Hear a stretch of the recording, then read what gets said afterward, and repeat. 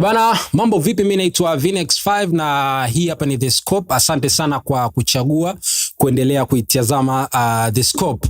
Hakikisha tunabonyeza alama ya subscribe hapo chini ili uwe unaendelea kupata mijadala na content mbalimbali kutoka ndani ya channel hii hapa. Yes, moja kati ya vitu ambavyo vimekuwa maarufu sana kuanzia siku ya jana kutoka kwenye Bunge la Jamhuri ya Muungano ni mchango wa Mheshimiwa Suleiman Jafo, mbunge wa Bunge la Jamhuri ya Muungano wa Tanzania, kuhusiana na ajira kwa vijana, kitu ambacho kimezua mjadala na watu wamekijadili na wametoa maoni mbalimbali. Sifa, maoni vimetoka vingi sana kwenye mitandao ya kijamii kutoka kwa vijana hao ambao ukizitazama hizo content actually unagundua kwamba pengine imewagusa watu wengi sana, na pengine hili ni tatizo kubwa sana ambalo kwa muda mrefu limekwepa kuzungumziwa mpaka amekuja kulizungumza Mheshimiwa Suleiman Jafo, na watu au vijana wanahisi kupona.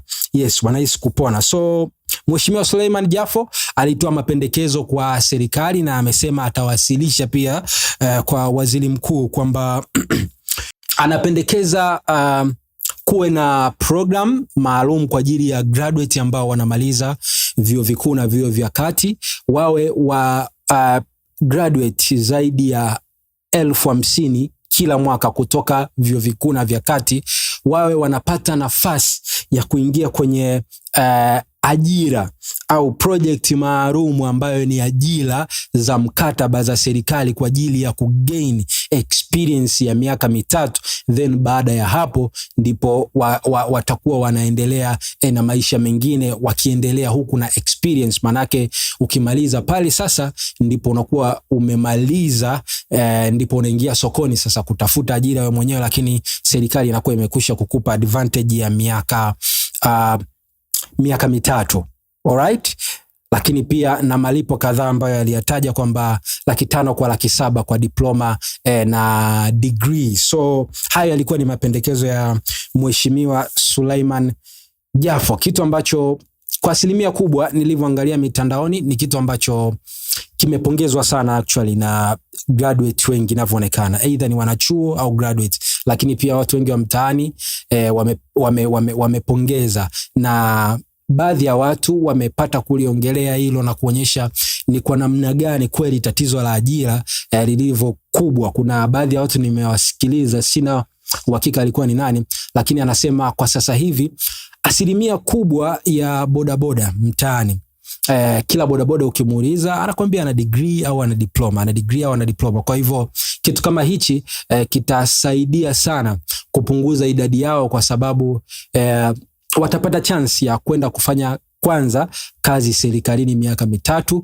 kazi ambayo itakuwa ni kwa ajili ya kugain experience, alafu baada ya hapo anakuwa tayari ana sifa, ana experience ya miaka 3 ya kufanya kazi. Kwa hivyo zile kazi ambazo zinatoka kila siku zimeandikwa experience inatakiwa miaka 2, 3, hiyo inakuwa sio kesi tena, na kesi inakuwa imefutwa kwa namna hiyo. So mimi nikasoma na content mbalimbali ambazo zilikuwa zimeandikwa kwenye mitandao, comment mbalimbali ambazo zilikuwa zimetoka kwa wananchi mbalimbali kwenye mitandao ya kijamii, and nikachanganya na mawazo yangu na nimekuja na hasara na faida za hichi ambacho anakizungumza Mheshimiwa Suleiman Jafo. Haya ni maoni ya kile ambacho amekizungumzia Mheshimiwa Suleiman Jafo na amekipendekeza, na amesema kwamba atakiwasilisha kwa waziri mkuu ili aone kama inawezekana. Sasa kabla ya kukiwasilisha,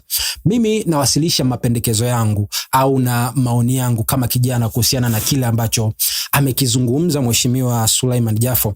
Amesema kwamba serikali ilete program ya part time ambayo itampa kijana muhitimu mkataba wa miaka 3 alipo either 500,000 au shilingi 700,000 ili kuendelea kugain uzoefu kwa muda wa miaka 3.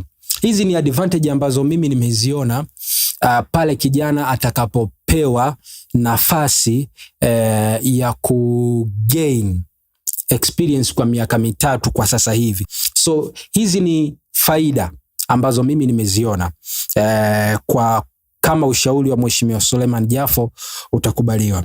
Kitu cha kwanza ni kweli vijana watapata ujuzi wa kazi, kwa sababu moja kati ya kipengele kigumu sana ni kwamba ajira nyingi sana ambazo zinatolewa na kampuni binafsi na hata serikali wenyewe, kigezo mojawapo kikubwa ambacho wanazingatia ni uzoefu wa kazi, alright? So uzoefu wa kazi unakuta umeandikwa experience ya miaka 3 au 4 au 2, lakini asilimia kubwa ya watu ambao wana apply unakuta ni watu ambao wametoka kwenye vyuo, wametoka vyuoni, ni graduate. Graduate unamwambiaje awe na uzoefu wa miaka 5, 6 au 10? Ni kitu ambacho kwa namna moja au nyingine, kama njia hii itakubaliwa, basi itaondoa tatizo hilo. Kitu cha pili, graduate ambao wanamaliza, asilimia kubwa wataweza kujiendesha kiuchumi, hawatakuwa tegemezi tena baada ya kumaliza vyuo, japokuwa inaweza likawa ni jambo la muda mfupi, lakini itawasaidia graduates kujiendesha kimaisha, kwa sababu ukishapata hii contract, na actually namba 50,000 kwa mwaka ni namba kubwa sana, ni namba ambayo inaweza ikakava asilimia kubwa sana ya watu ambao watakuwa hawajapata ajira actually, kwa sababu tunajua kwamba kuna wengine anaweza akamaliza tu akapata ajira, lakini kwa wale ambao watakuwa hawajapata ajira, namba ya 50,000 kwa wanaomaliza kwa mwaka Tanzania, basi ni namba kubwa sana na inaweza ikawa ni msaada mkubwa sana. Kwa hivyo itawasaidia kutokuwa tegemezi, ile kurudi nyumbani tena. Wazazi walikuwa wanategemea ukimaliza wewe ndio watunze, and then vitu kama hivyo, wewe ndio unaanza tena kuwa tegemezi. Hiyo nadhani itapunguza kwa asilimia kubwa. Kitu kingine, itaongeza competition masokoni. Waajiri watapata wafanyakazi ambao wako competent, kwa sababu asilimia kubwa ya watu ambao watakuwa wana apply kwenye kazi aidha za serikali au za binafsi watakuwa wana experience. Kwa hivyo tunategemea competition itakuwa ni kubwa. Kwa hiyo ni faida kwa waajiri, lakini pia kwa wenyewe ambao wana apply, kwamba unajiamini kwamba uko competent kwa sababu una experience kubwa. Lakini msongo wa mawazo ni moja kati ya vitu ambavyo vinawatesa watu wengi sana ambao wanakaribia kumaliza vyuo and hawajui ni wapi wataanzia actually.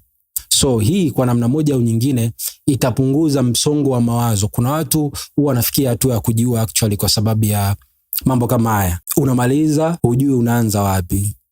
Unakaribia kumaliza, unaona watu ambao wamekwisha kumaliza namna wanavyohangaika, wewe ukiangalia nyumbani hapaeleweki. So ni hali fulani ambayo inasikitisha actually, and huwa inatia pressure sana mpaka pale ambapo unakuja kupata ajira kama Mungu akijalia, basi msongo wa mawazo unakuwa umekutesa sana. So hizo ni advantage, kwamba itaondoa msongo wa mawazo, competition. Lakini ujuzi wa kazi, vijana wataweza kujiendesha. Yes, hizo ni faida. Nije kwenye hasara ambazo zinaweza kutokea kama serikali itakubaliana na program ya kuajiri au kuwapa contract za miaka 3 kukaa serikalini vijana 50,000 kila mwaka, na ikawa ni program endelevu. Kitu cha kwanza nilizungumzia kuhusiana na competition kubwa. Competition itakuwa kubwa sana kwenye soko la ajira.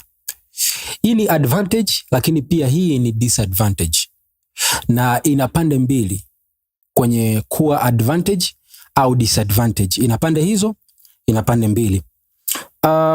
Kwenye soko la ajira, watu wengi wakiwa na uzoefu wa kazi, inategemeana na mazingira ambayo yamewekwa kwa watu ambao wanategemea kufanyeje, kuajiri. Haina msaada wowote kama watu wengi sokoni wako competent, wana qualify kupata hizo ajira, alafu anayehajiri hayupo, au hakuna mazingira rafiki ya kuwatengeneza watu au kampuni ambazo zinaweza zikawa accommodate hawa watu.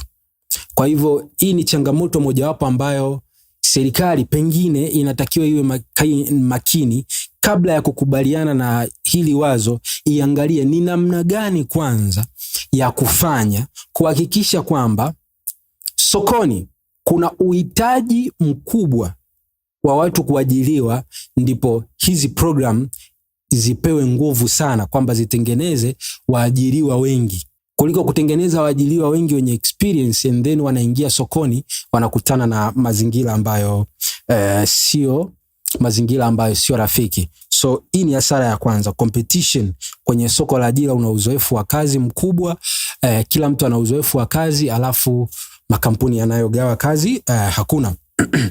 Lakini hasara ya pili, hizi sio kazi za kudumu. Unapewa contract ya miaka 3, sio kazi ya kudumu. Ukimaliza miaka 3 unaenda wapi? The same thing nilichokiongelea hapa juu. Competition inakuwa kubwa. Unapewa contract ya miaka 3, ukimaliza unaingia mtaani, unaanza kutafuta ajira. Tatizo kubwa linalotukumba Watanzania sasa hivi, vijana wengi, ni tatizo la ajira, sio tatizo la experience. Waajiri sometime wanaweka masharti magumu ili kupunguza ile traffic ya watu watakao apply, kwa sababu wanajua kwamba watu wanaotafuta ajira ni wengi. Wanaotafuta ajira ni wengi sana kuliko wanaoajiri. Kwa hiyo anajua akiweka masharti ambayo ni mepesi ambayo kila mtu anaweza akawa nayo, basi atapata kazi sana kwenye kuaccess na kupata mtu sahihi. Sawa? Kwa hivyo ijulikane kwamba hizi kazi sio permanent, na hiyo ni hasara. Sio permanent, na hii mimi ninaweza nikasema haina tofauti na boom. Haina tofauti na kwamba unasoma miaka 6 alafu ukimaliza unaingia mtaani, kwa sababu ulipokuwa chuo ulikuwa unapokea takriban shilingi 500,000 kwa miezi miwili, alright? Sasa hizi unapokea shilingi 500,000 kwa mwezi mmoja, umeongezewa 250,000 actually kwa mwezi, si ndio? Unapokea 500,000 kwa mwezi mmoja kwa miaka mingine 3 ambayo ni sawasawa na miaka uliosoma chuo. Kwa hiyo ni sawasawa na umesoma chuo miaka 6 alafu then unarudi nyumbani, si ndio? Unarudi pale pale. Kama itakuwa shida soko la ajira likawa halijatengenezwa, wakawa hawajatengenezwa mamilionea wapya, system haijatengeneza mamilionea wapya, waajiri wapya ambao watakuwa wanahitaji watu, shida itarudi pale pale baada ya hiyo miaka 3 ya wewe kumaliza. Kwa sababu ukimaliza wewe, nimemaliza mimi, atamaliza mwingine, wote tutahitaji kuajiriwa.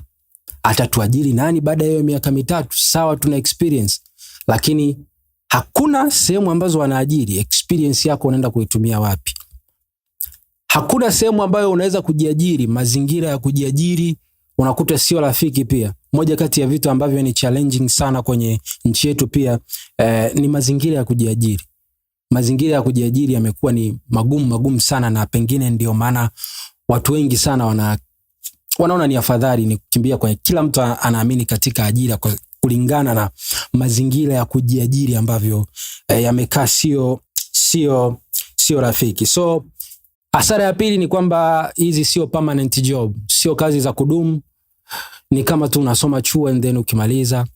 Kitu cha tatu, tunaelekea kuwa na experienced unemployees wengi sana mtaani. Hapo kama serikali itaamua tu kuanzisha hii program bila kuangalia ni namna gani baada ya kuajiri ya watu miaka 3 ikishaisha, baada ya hapo then nini kinafuata? Kuna mazingira rafiki ya wao kujiajiri au kuajiriwa?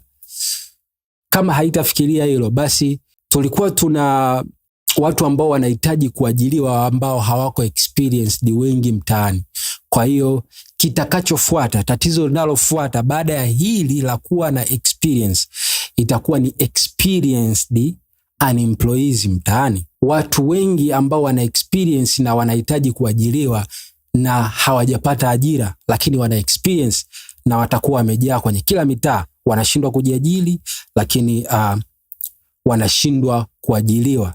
Kwa hiyo kama serikali haitatengeneza namna bora ya kuhakikisha vijana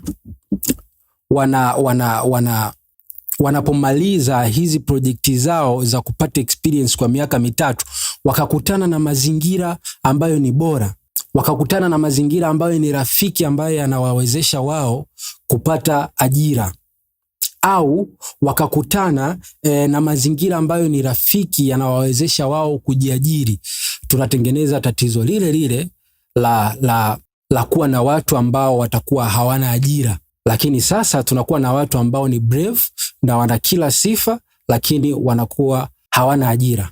So this is another disadvantage ambayo kama litatekelezwa tu lenyewe kama lenyewe bila kuangalia vitu vingine kwanza, inaweza ikawa ni kubwa sana. Moja kati ya vitu ambavyo binafsi mimi nimekutana navyo, wanasiasa wengi wamekuwa wakisema kwamba mjiajiri, lakini mazingira ya kujiajiri kwa Tanzania ni magumu sana.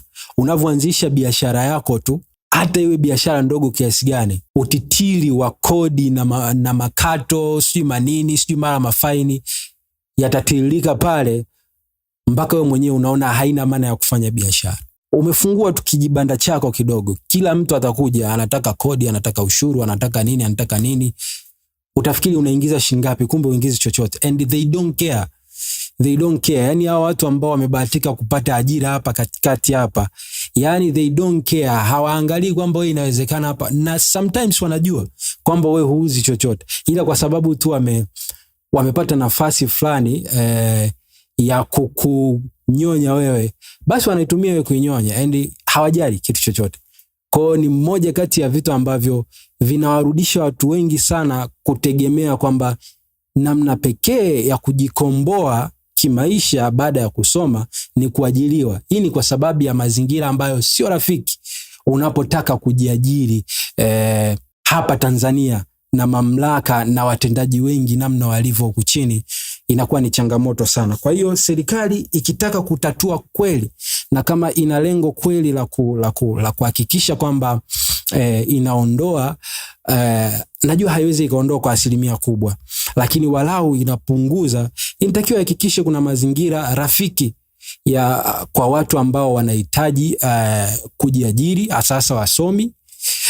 Lakini pia ihakikishe kwamba kuna mazingira rafiki kwa watu ambao wanakwenda kuajiriwa. Zinapotangazwa nafasi za kazi, basi interview zifanyike kwa usawa na watu wapate kazi kulingana na kile walicho score, na sio baadhi ya vitu ambavyo vinaweza vikaendelea nyuma ya pazia and then watu wanapata kazi. Ihakikishe system zina work hivyo, kila kitu kiwe kwenye equality. Haijalishi mimi nimetoka kabila gani, nimetoka familia gani, nimetoka sijui wapi, sijui dini gani, tuwe sawa kwa sababu wote tuna knowledge hii na tupo competent. Kwa hiyo aliyemzidi mwenzake atapata ajira. Ihakikishe hivyo kwamba mazingira ya kazi yako rafiki kupatikana, lakini pia mazingira ya kujiajiri yako rafiki kupatikana. Baada ya hapo sasa mambo mengine yanaweza yakawa ni sawa nadhani. Ukiachana na hilo, hasara nyingine ni umri. Unapomaliza chuo una miaka 26 au 27, namna yako ya kuwaza hauwezi ukawa kama mtu ambaye anamaliza chuo ana miaka 33 34. Kuna namna damu yako inaweza ikawa ya moto sana ukiwa na miaka 27 28, alafu tofauti na mtu mwenye miaka 40 miaka 39. Kuna namna, kuna vitu vingine ameshavielewa sana, kuna vitu vingine, kuna namna nyingine ameshaamua pengine kuridhika. Even kadiri muda unavyozidi kwenda, ndivyo expectation za kuwa mkubwa zinavyozidi kupungua. Sasa hili jambo la umri linakujaje hapa? Ninamaliza na miaka 28 chuo, ninapata offer ya kuingia kwenye project ya serikali kwa miaka 3. Alafu baada ya miaka 3 umri wangu unakuwa umeongezeka maradufu. Ninapoingia mtaani ninakutana na mazingira yale ambayo kama ningemaliza hii project ya serikali isingekuwepo, ningekutana nayo. Kwa hiyo nakutana na ugumu ule ule japokuwa nina experience. Kitu ambacho kinawatesa watu wengi sana kama nilivyosema ni opportunities. Opportunity zinapatikana chache, na katika hizo chache wanaopigania ni wengi sana, kiasi kwamba ni lazima wengi wakose, wachache wapate. Sasa unatoka kwenye project ya serikali, imekusogezea miaka mbele, kwanza imekupa umri mrefu, alafu unatoka unakutana na mazingira yale ambayo ilibidi ukutane nayo ukiwa na miaka 23, 24, 25, 26, ambapo kule pengine damu kidogo ingekuwa ya moto, ingechangamka kuona namna gani nyingine unapambana ili kucompensate. Lakini sasa hapa umeishapata delay nyingine ya miaka kadhaa, then unatoka pale unakutana na changamoto zile, unagundua kwamba lazima upambane tena, lakini umri pia ushakwenda. So hiyo ni hasara pia, kwa sababu damu kuna namna fulani kadiri umri unavyoenda damu huwa inazidi kulala, na haya mambo ya ajira nini na nini automatically huwa yanafanya watu wana relax, inafanya akili ina relax. So akili ikisha relax mpaka umefikisha miaka karibia 40, alafu ndo unashtuka kwamba itabidi upambane, actually hiyo ni hasara ambayo ni hasara ambayo ni kubwa. So umri pia ni hasara, ni hasara mojawapo ambayo inaweza ikapatikana. Lakini pia kitu kingine ambacho ni cha muhimu sana ni swala la ajira mpya. Hii hoja ambayo imetolewa na Mheshimiwa Jafo ni jambo zuri sana, ni jambo zuri sana, lakini tusipokuwa makini katika utekelezaji wake, tunaweza tukajikuta kuna ukosefu mkubwa sana wa ajira mpya. Inaweza ikatokea ikawa nadra sana kupata ajira mpya, na hii ni kwa sababu candidate wanaomaliza kila mwaka ni wengi, ambao watakuwa wanaenda kutumikia kila miaka mitatu na kuondoka na kurudi mtaani, na wengine wanaajiriwa wanaingia kuondoka kurudi mtaani. Automatically system, serikali kwa ujumla isipoliweka hili jambo vizuri, kama litapitishwa, tunaweza tukajikuta tunakutana na tatizo la unemployment kubwa sana. Hili halitategemea no new employment, halitategemea kwamba wewe umetoka chuoni au hujatoka chuoni. As long as hauna kazi, umeacha kwenye kampuni fulani, una experience yako, unataka serikalini, lakini nafasi inawezekana zikawa hazitangazwi na zikawa hamna, na ni kwa sababu kuna baadhi ya watendaji wanaweza wakalitumia hili jambo vibaya. I know watu sio malaika. Kuna watu wanaweza wakaheshimu na wakalitumia jambo hili vizuri, lakini kuna watu wanaweza wakalitumia jambo hili vibaya. Kuna shida ya wafanyakazi hewa inaweza ikatokea kwamba kazi fulani ambayo ilitakiwa ifanywe na mtu ambaye ni professional, kijanja wanapewa watu ambao wako contract au kwenye contract ya kujifunza, kwa sababu wanaifanya vizuri, wakimaliza wanaondoka, wanakuja wengine wanaifanya vizuri, lakini kwenye ile nafasi inakuwa inaonekana kama kuna mtu yupo kwenye ile nafasi na anafanya kazi, na kazi zinafanyika. Uwezo ukasema mtu hayupo wakati kazi inafanyika, lakini actually si professional ambaye anakaa pale. Maana yake nini? Maana yake unakuwa umeongeza gap jingine la watu kutokuajiriwa, kukosa ajira, kwa sababu yule mtu ambaye alitakiwa akae pale ashirikiane na wale watu ambao wanajifunza, and then wao waende kwenye nafasi zingine ambazo zinaweza zikawepo baadaye. Kwa hiyo tatizo la kuwa na wafanyakazi hewa linaweza likajitokeza kuanzia hapo. No new employment, tunaweza tukashangaa ikawa nadra sana ajira mpya, sio hizi contract za miaka mitatu, ajira mpya za serikali ambazo tunazijua mtu akiajiriwa anakaa bila mkataba kazini mpaka itakapofikia muda wake wa kustaafu, kama akiwa ni mtumishi mzuri.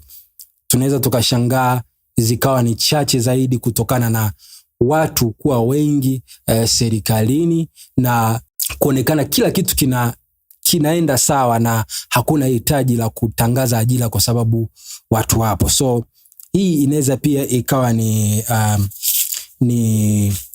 disadvantage, ni hasara. So inatakiwa serikali ikae itafakari hili jambo kwa makini, iangalie ni mazingira gani, ni sehemu gani za kuboresha kabla ya kuanza kudeal na hii project ambayo mheshimiwa ameizungumza. Project ni nzuri ambayo inaleta matumaini kwa asilimia kubwa ya vijana, lakini ni kitu ambacho tusipokuwa makini kinaweza kikatumika vibaya na kikaleta taharuki na tabu kubwa kwa wahitimu na employees kwenye miaka ya mbeleni, kulingana na system ambazo tuko nazo na namna zinavyotumiwa na baadhi ya watu. Kwa hivyo nilikuwa nimeandika pia na mapendekezo, japokuwa mapendekezo nimeyaongea kwa asilimia kubwa, kwamba kabla ya mfumo huu serikali inatakiwa kutengeneza mazingira wezeshi ya vijana kupata ajira za kudumu, kuhakikisha kwamba wanajua wale vijana wakishamaliza wana experience tayari za miaka 3, wakimaliza wanakwenda wapi, wanafanya nini, wanajiajiri au wanaajiliwa. Mazingira ya kujiajiri ni rafiki. Hakuna sijui umeanzisha leo kesho mtu anakuja anataka kodi ya 200,000, vati sijui jiji sijui anataka nini. Mazingira rafiki kwa wajasiriamali, hasa hawa ambao ni wasomi, lakini pia mazingira rafiki wezeshi ya kupata ajira either serikalini au kwenye kampuni binafsi. Actually ukitengeneza serikali inaporuhusu mazingira rafiki ya watu kujiajiri, serikali ikiwa inaruhusu mazingira rafiki ya watu, hili ni jambo muhimu sana ambalo natakiwa kuliongea. Serikali itakaporuhusu na ikatengeneza mazingira rafiki ya watu kujiajiri, wale wengine ambao watakuwa wanaendelea kumaliza hizo program kwa miaka 3, wakakuta kuna watu ambao wamejiajiri na wamewezeshwa na serikali vizuri. Sio serikali tu inaweza ikawaaccommodate kwa kuajiri tena, kwa sababu serikali haiwezi kaajiri watu wote actually. Kwa hiyo kama watakuwa wametengeneza mazingira rafiki ya watu kujiajiri, itazalisha mamilionea na mabilionea wapya. Matokeo yake itazalisha employers wengine, itazalisha watu wengine ambao watakuwa tayari kuwapokea wale ambao tayari wana experience. Kwa hiyo huo ni msaada ambao utakuwa ni mkubwa sana, na ndio maana nasema kuna umuhimu sana wa kuliangalia hili jambo kabla ya kulichukua tu na kulianzisha. Inatakiwa tuangalie tunatengenezaje mazingira ambayo yatakuwa rafiki baada ya hawa watu kumaliza. Tuhakikishe tumetengeneza mazingira rafiki ya wao kujiajiri au kuajiriwa. Kuna njia nyingi za kutengeneza mazingira ya mtu kujiajiri, ikiwemo kuondoa matozo na makodi yasiyo ya lazima mwanzoni wakati mtu anaanza biashara mpaka pale atakapofanikiwa, lakini pia kuprovide mikopo, kutoa trainings kabla ya kumpa mtu mkopo. Hizo zinaweza zikawa ni njia ambazo zinamwezesha mtu kuwa confident kwamba ninaweza nikasimama mwenyewe sasa na nikafanya jambo mwenyewe. So baada ya ukiwa unatengeneza watu wa namna hiyo, huku na wewe unaajiri kidogo kidogo, unatengeneza pia waajiri wenzio, waajiri ambao utakapoendelea kupokea vijana chuoni, ukawaleta wakakaa miaka 3 wakagain experience, wanapoingia mtaani wanakutana tena na watu ambao umeshawazalisha mwenyewe. Umewazalisha mwenyewe, ukawatengeneza wakawa mamilionea ambao wanahitaji employees wenye experience, ambao employees wenye experience ni wewe ndiye unayewazalisha. Lakini tukisema tu tutengeneze, tuwape experience and then wakitoka hapo tunakuwa tujafanya kitu na tunatengeneza bomu kubwa zaidi, kwa sababu kadiri unavyoendelea kumpa mtu maarifa unazidi kumpa silaha actually ya kukuattack. Kadiri unavyoendelea kumpa mtu maarifa makubwa unampa silaha ya kukuattack. Ndio maana siku hizi kuna vitu vingi sana vinaendelea hapa duniani ambavyo ni tofauti na zamani, ni kwa sababu ya maarifa ya binadamu kuongezeka. So hayo yalikuwa ni maoni yangu kuhusiana na swala ambalo amelizungumzia Mheshimiwa Suleiman Jafo pale bungeni, na limekuwa na mchango mkubwa sana kwenye mitandao ya kijamii. Mimi naitwa Vinex 5. Asante sana.